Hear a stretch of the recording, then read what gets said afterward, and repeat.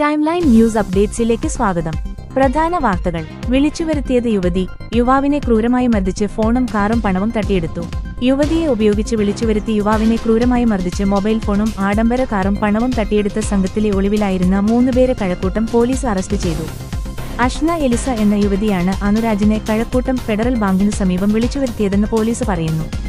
പിന്നാലെ കാറിലെത്തിയ സംഘം കാറിനകത്ത് കയറി കത്തിക്കഴുത്തിൽ വെച്ച് ഭീഷണിപ്പെടുത്തി 1.5 ലക്ഷം രൂപയുടെ മൊബൈൽ ഫോൺ, 3 പവന്റെ സ്വർണമാല, കാറിലുണ്ടായിരുന്ന 4,20,000 രൂപ, തുടർന്ന് ആഡംബര കാറും തട്ടിയെടുക്കുകയായിരുന്നു.